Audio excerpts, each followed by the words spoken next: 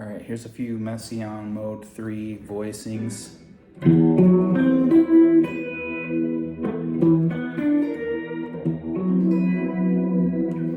they go all over the neck. They repeat every 4 frets.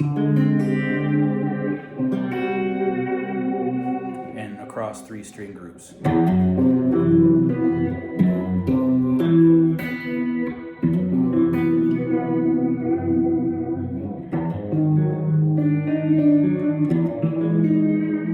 You can just mix and match them all over the neck, like.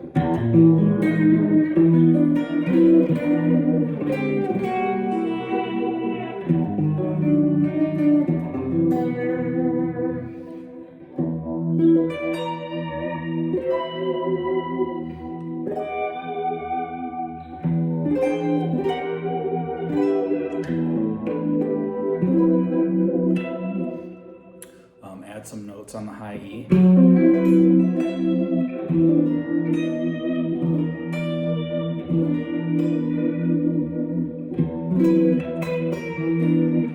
Normally what I would do is mix and match them with other types of voicings. I wouldn't just necessarily play them, all over the neck like. I might mix in some. There's an interesting voicing. So you can move the internal voices. So this looks like a diminished chord. But in Messiaen mode 3, you can move it down a half step.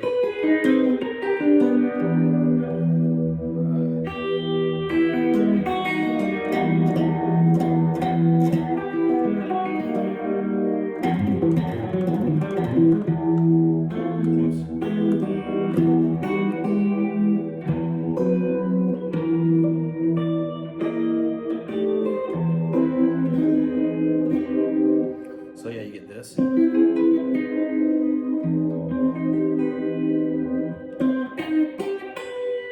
And so all 3 of those voicings can move down a half step.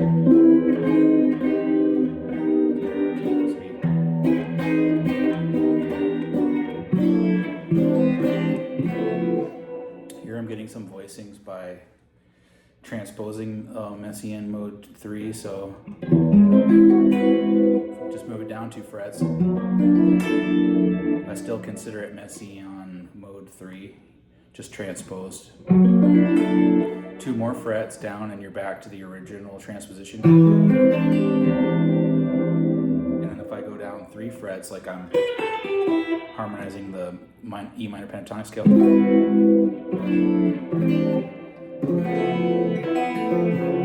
Now this is kind of like the A transposition, or the transposition that I would associate with the subdominant harmony.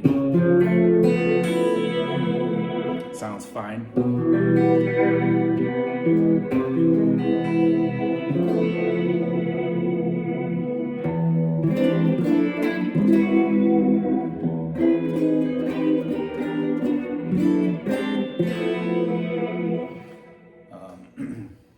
Let's see, let's mix it up a little bit more. So if I went like.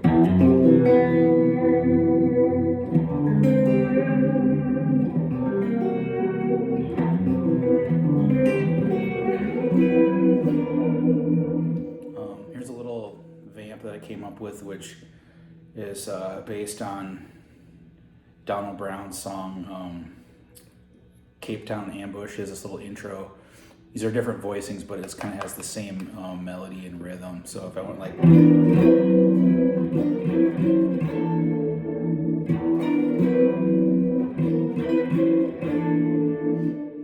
So analyzing that, that's Messiaen mode 3, transposition 1.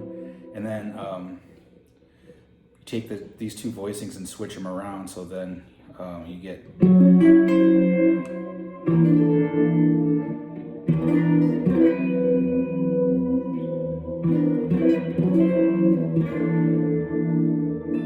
And so the second 2 chords are like the transposition that's down a whole step from the root transposition.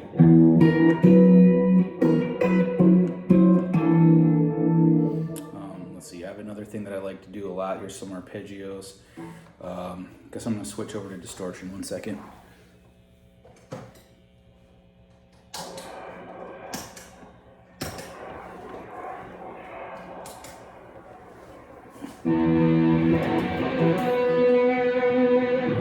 So this is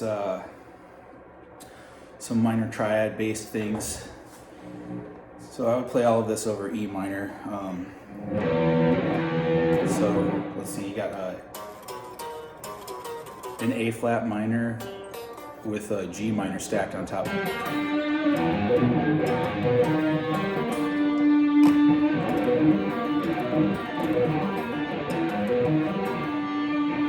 And as with everything in Messiaen mode 3, you can move around by 4 fret or major third increments. So you got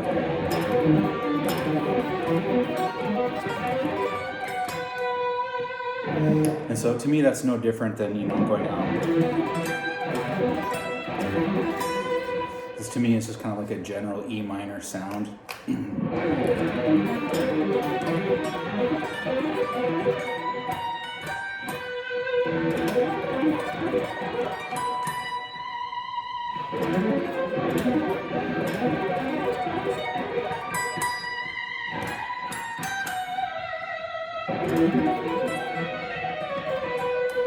So maybe I'll go up on top here and use some of the scale.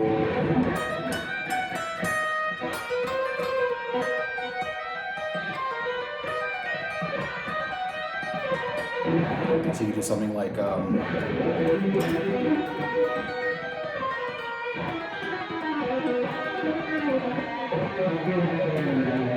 so you have kind of a thing you can sweep up into, more of a linear thing.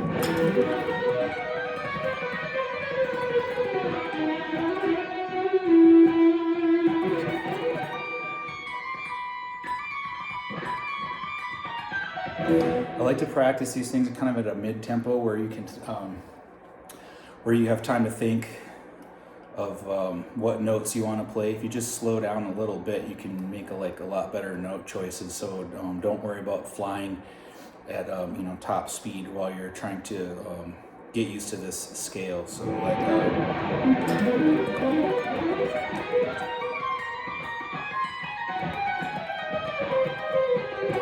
because that's really the tricky part, is being able to think of your notes.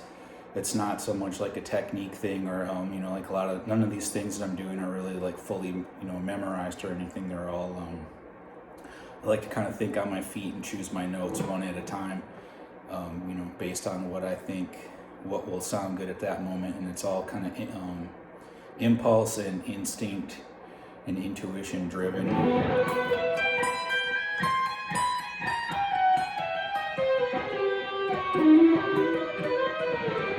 Because you don't want to just play a bunch of random notes. The notes are not random, they're selected.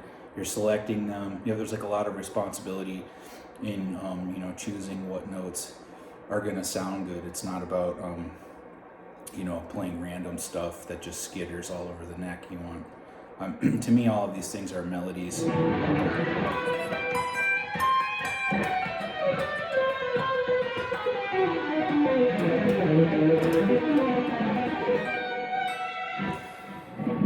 yeah.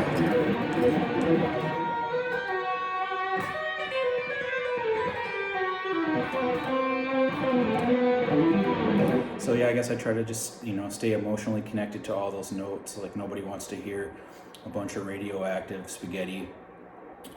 It's, you know, kind of a touchy thing to be able to play these outside things and hopefully have them be, you know, palatable to people's ears. The things I play are palatable to my ears. I don't know if they are to other people's, but you know, there's a little more.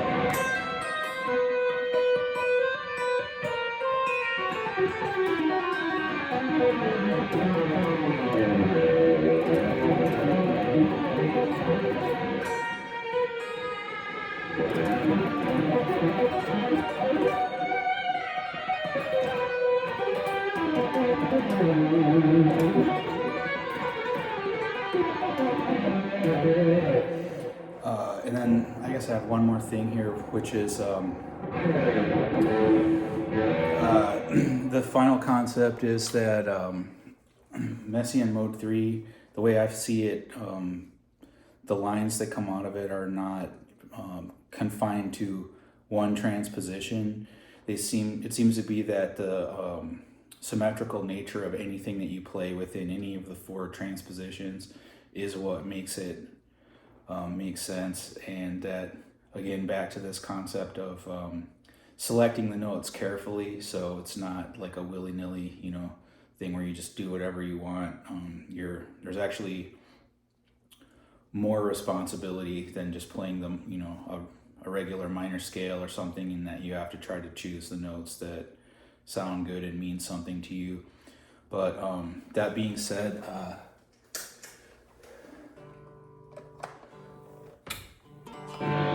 here's an example of something that I'll intentionally mix and match all 4 transpositions. So a lot of times I'll start off with just playing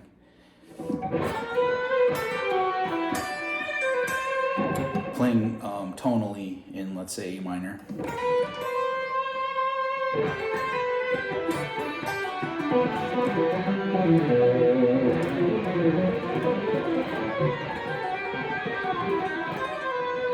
And then put in some outside things after a minute, so your ear will hear, hopefully, the outside notes as they relate to the original key. So this one, what I'm doing is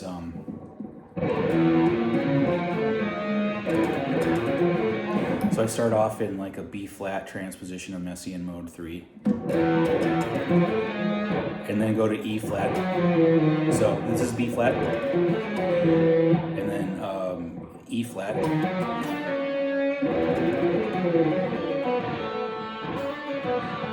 and then here I'll go to the A transposition.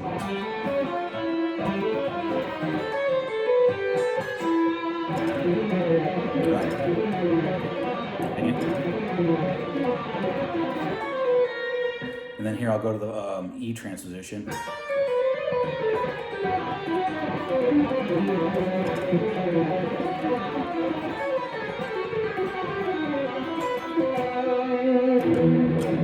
So yeah, and then that, technically you could use that, start on like any fret, and probably make it work.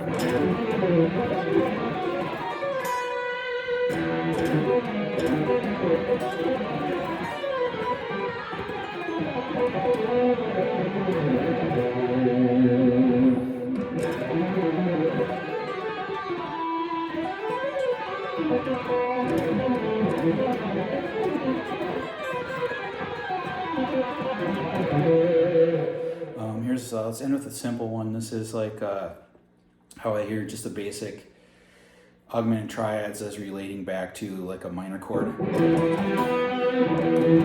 So it's E minor, then E augmented, F sharp augmented, G augmented, and there's the resolution.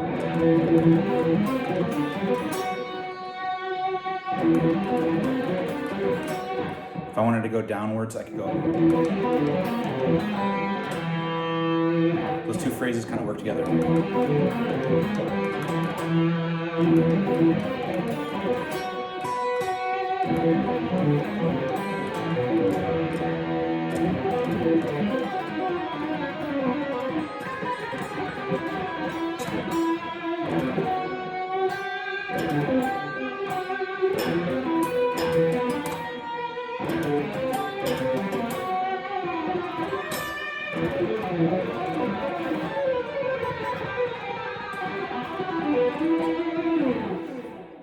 All right, so there you go. Thanks for watching.